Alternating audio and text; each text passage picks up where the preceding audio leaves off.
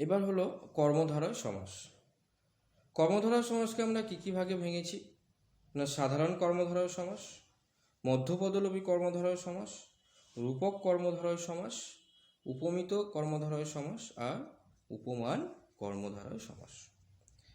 তো সাধারণ কর্মধারয় সমাস বুঝতে গেলে আমি এর আগের ক্লাসে বলেছিলাম যে যিনি, তিনি, যে, সে, যখন, তখন, এই বিষয়গুলো যখন তোমরা ব্যাস বাক্যে পাবে তখন সেটা হবে সাধারণ কর্মধারয় সমাস। এরপরে যেটা আছে সেটা হচ্ছে যে মধ্য পদলোপী কর্মধারয় সমাস। তো বিষয়টা আমরা শুনলেই বুঝতে পারবো যে মধ্যের একটা পদ লোপ হয়ে যাবে, মানে মধ্যের একটা পদ বাতিল হয়ে যাবে। যেমন আমরা একটা উদাহরণ দিয়ে বোঝাই, এটা হচ্ছে যে সিংহাসন। সিংহাসন যখন আমরা ব্যাস বাক্যে ভাঙবো তখন কি হবে না, সিংহ চিহ্নিত আসন। তার মানে সিংহ চিহ্নিত আসন যখন আমরা সমাসবদ্ধ করছি তখন কিন্তু এই চিহ্নিত জিনিসটা বা চিহ্নিত পদটা থাকছে না, তাহলে চিহ্নিত পদটা লোপ পেয়ে যাচ্ছে। তো সেই জন্যে এই কর্মধারয় সমাসটাকে আমরা বলবো মধ্য পদলোপী কর্মধারয় সমাস। অর্থাৎ যে কর্মধারয় সমাসে মধ্যের পদটা লুপ্ত হয়ে যাবে সেই মানে হচ্ছে যে সমাসটাকে আমরা বলবো মধ্য পদলোপী কর্মধারয় সমাস। এরপরে আমরা যেটা আসব যে বিষয়টা সেটা হচ্ছে যে রূপক কর্মধারয় সমাস। রূপক কর্মধারয় সমাস বলতে বোঝায় কি না, যখন সমসমান পদে বিভক্ত করা হবে সমাসবদ্ধ পদটিকে বা ব্যাস বাক্যে ভাঙা হবে, তখন দেখব কি যে তার মধ্যে কোনো রূপ আসছে কিনা বা কোনো রূপের সঙ্গে সেটাকে তুলনা করা হচ্ছে কিনা, তখন সেটা হবে রূপক কর্মধারয় সমাস। দেখো ব্যাস বাক্যটাই কিন্তু আসল বিষয়। যখন তোমাদের কোনো সমাসবদ্ধ পদ দেবে এবং সমাস নির্ণয় করতে দেবে, সেক্ষেত্রে কিন্তু ব্যাস বাক্যটা অতি যত্ন সহকারে এবং খুবই মানে দেখে শুনে তোমাদেরকে ব্যাস বাক্যটাকে নির্ণয় করতে হবে। ব্যাস বাক্য যদি সঠিকভাবে নির্ণয় হয় তাহলে কিন্তু সমাস সঠিকভাবে নির্ণীত হবে। তো যেমন আমি একটা উদাহরণ দিই যে রূপক কর্মধারয় সমাসের ক্ষেত্রে, সেটা হচ্ছে কি না হচ্ছে যে জীবন তরি, অর্থাৎ জীবন রূপ তরি। তরি মানে কি না নৌকা, আর হচ্ছে যে জীবন তরি মানে জীবন একটা নৌকার মতো। তাহলে হচ্ছে যে জীবন রূপ তরি। হ্যাঁ, এই যে রূপ, রূপ কথাটা মাঝখানে আসছে, কিন্তু রূপ কথাটা যখন আমরা সমাসবদ্ধ করছি রূপ কথাটা তখন আর থাকছে না। কিন্তু তাই বলে এই নয় যে এটা মধ্যের পদটা লুপ্ত হচ্ছে। মধ্যের পদটা অবশ্যই লুপ্ত হচ্ছে, কিন্তু এটা মধ্যপদলোপী কর্মধারয় সমাসের মধ্যে পড়বে না। কেন না, এটাকে এই জন্যই আলাদা করা হয়েছে যে এই যে রূপ কথাটা যখনই আসবে তখন কিন্তু এটা সবসময়তেই রূপক কর্মধারয় সমাস হবে।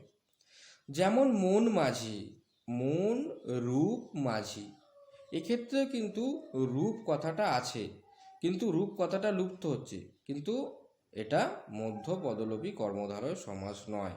আমরা বারবার একটা জিনিসই বলছি কি যে রূপ বিষয়টা যখন দুটো পদের মধ্যে থাকবে, দুটো সমসমান পদের মধ্যে যখন রূপ কথাটা থাকবে তখন সেটা সবসময়তেই কী হবে, রূপক কর্মধারয় সমাস। এরপরে আমরা আসব উপমান কর্মধারয় সমাস। দেখো উপমান, ঠিক আছে, মানে দুটো সমসমান পদের মধ্যে যখন আমরা তুলনা করব এবং হচ্ছে যে যখন এই দুটোর মধ্যে সম্পর্ক স্থাপন করতে যাব তখন মতো বা ন্যায়, মতো মানে কি মানে একই রকম, মানে হচ্ছে যে সাদৃশ্য রয়েছে, বা হচ্ছে যে কোনো কিছুকে আমরা তুলনা করতে মানে অপর একটার সঙ্গে তুলনা করছি, কোনো একটা জিনিসের সঙ্গে অপর একটা জিনিসকে তুলনা করছি, তখন আমরা ন্যায় বা মতো বলছি। যেমন হচ্ছে যে একটা উদাহরণ দিলে তোমরা বুঝবে যে তুষার ধবল।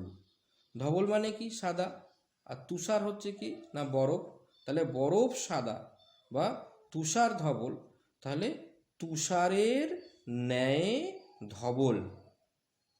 তাহলে দেখো এখানে ন্যায় কথাটা কিন্তু আমি বারবার মানে হচ্ছে যে ন্যায় কথাটার উপরে জোর দিচ্ছি, এর পরবর্তী যে সমাজটা রয়েছে সেটা যখন আলোচনা করব ঠিক এই বিষয়টাকে তোমরা আরও বেশি তোমাদের কাছে পরিষ্কার হবে। তো ন্যায় শব্দের অর্থ হচ্ছে কি না, মানে মতো, মানে একটা পদকে আর একটা পদের সঙ্গে তুলনা করছি।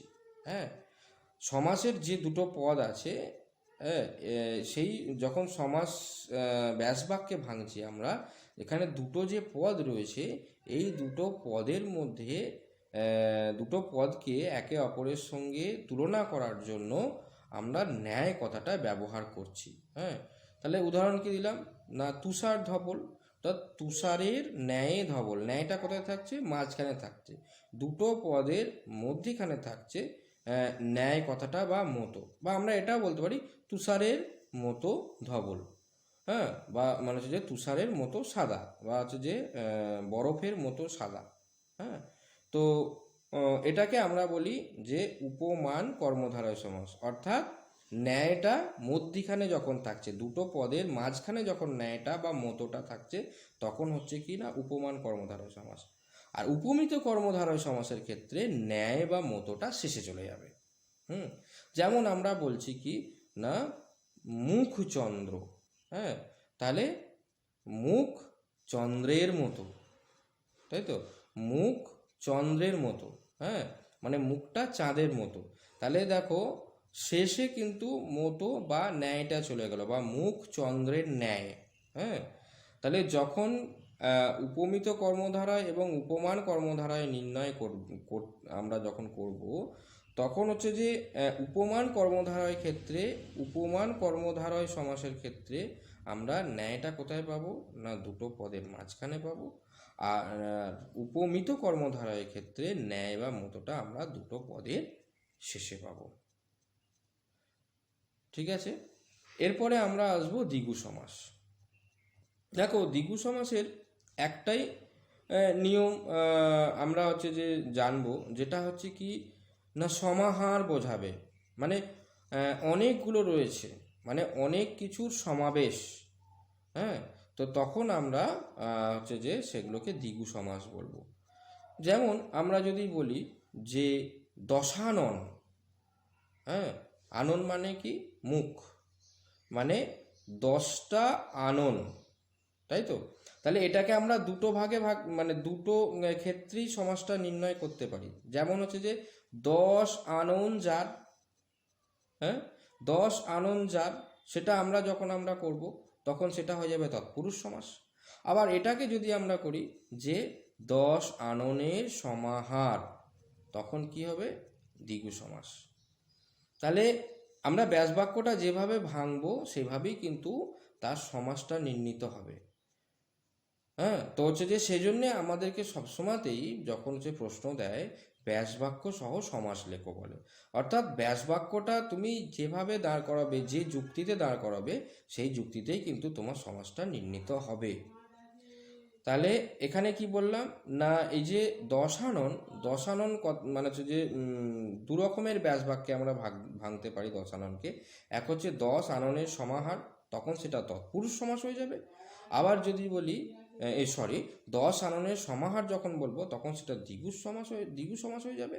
আবার 10 আনন যার সেটা বললে তখন আবার তৎপুরুষ সমাস হয়ে যাবে। তো এই আছে, যখন আমরা সমাহার বা হচ্ছে যে অনেক কিছুর সমাবেশ বোঝাবো বা অনেক জিনিসের সমাবেশ বোঝাবো, তখনই কিন্তু সেটা দ্বিগু সমাস হবে। যেমন যদি আমরা বলি সপ্তাহ। হ্যাঁ, সপ্ত অহের সমাহার। অহ মানে কি, অহ মানে দিন। হ্যাঁ, তাহলে হচ্ছে যে সপ্ত অহের সমাহার সপ্তাহ, তো এটা হয়ে গেল দ্বিগু সমাস। ঠিক আছে, এর পরবর্তী ক্লাসে আমরা বহুব্রীহি সমাস বা আর যে যে সমাসগুলো রয়েছে সেগুলোকে আরও মানে ডিটেলসে আলোচনা করব।